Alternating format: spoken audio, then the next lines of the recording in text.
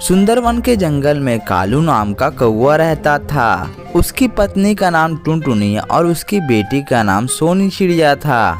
कालू कौवा जंगल में हर किसी से झूठ बोलता था और उनसे अपना काम निकलवा लेता था। इतना ही नहीं, कालू कौवा अपनी पत्नी और अपनी बेटी का भी देखभाल नहीं करता था। एक बार कालू कौवा अपने दोस्त बंटी कबूतर से कहता है, यार मुझे एक उपाय सूझा है। तुम बस जंगल में सभी पंछियों से ये कह देना कि मुझे मिट्टी से सोना बदलने की कला आती है। मैं जंगल के सभी पंछियों को अपनी बातों में फंसाकर उनका दिल जीतकर फिर उनका पैसा लेकर जल्दी से उड़ जाएंगे।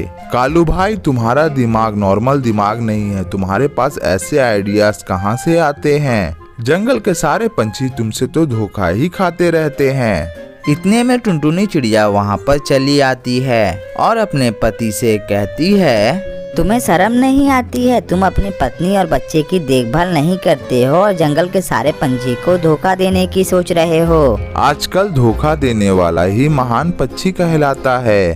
देखिए, कुछ भी हो लेकिन धोखा पंछी कुछ दिनों के लिए ही बर्दाश्त करेंगे। अगर बर्दाश्त से बाहर हुआ तो तुम्हारी जिंदगी उलझ जाएगी। आप चाहे कुछ भी सोचो, ईमानदारी के पैसे से ही हमारा जीवन पूरा होता है। तुमसे तो ईमानदारी वाला काम होगा नहीं।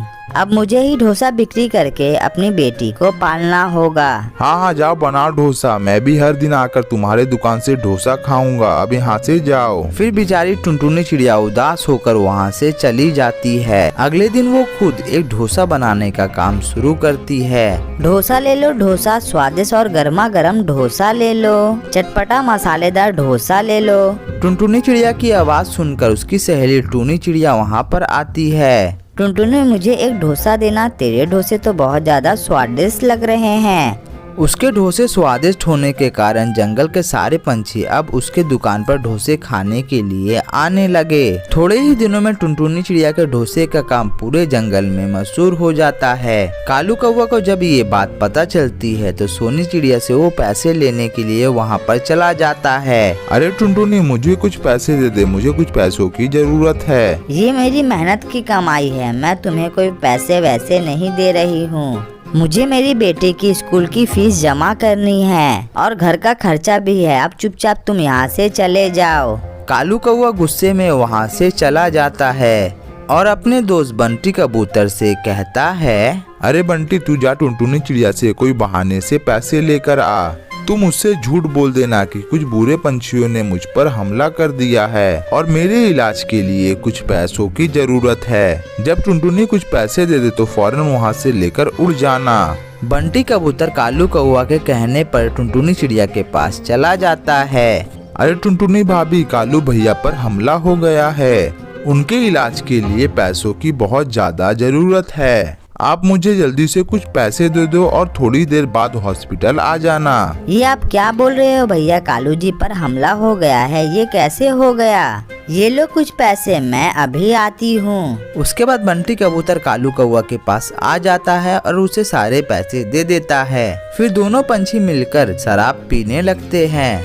जब टुनटुनी चिड़िया हॉस्पिटल की तरफ जा रही होती है तो वो देखती है कालू कौवा और बंटी कबूतर एक दूसरे के साथ में मिलकर दारू पी रहे होते हैं। अच्छा, कालू जी ने मुझसे झूठ बोलकर पैसे लिए। मैं इनको कभी माफ नहीं करूंगी। मैंने कितनी मेहनत से पैसे को इकट्ठा किया था।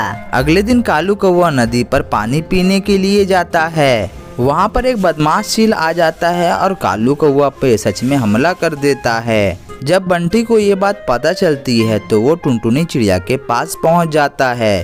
टुनटुनी भाभी, कालू कौवा पर सच में हमला हो गया है, आप चलिए मेरे साथ। मैं कहीं नहीं जाऊंगी। तुम दोनों मिलकर फिर से मुझे धोखा दे रहे हो। अब मेरे पास कोई पैसे नहीं हैं। धोखेबाज होने की वजह से कालू कौवा की कोई भी मदद नहीं करता है। फिर बंटी कबूतर उदास मन से कालू कौवा से कहता है, कालू मेरे भाई, मैंने भाभी टुनटुनी चिड़िया को समझाने की बहुत ज्यादा कोशिश की, लेकिन भाभी या जंगल के किसी भी पंछी ने मुझ पर यकीन नहीं किया। दोस्त, इसमें टुनटुनी चिड़िया या जंगल के किसी भी पंछी की गलती नहीं है। ये हमारे कर्मों की सजा है। मैं तो दुनिया छोड़कर जा रहा हूँ, लेकिन तुम अच्छे पंछी की तरह अपनी जिंदगी गुजारना।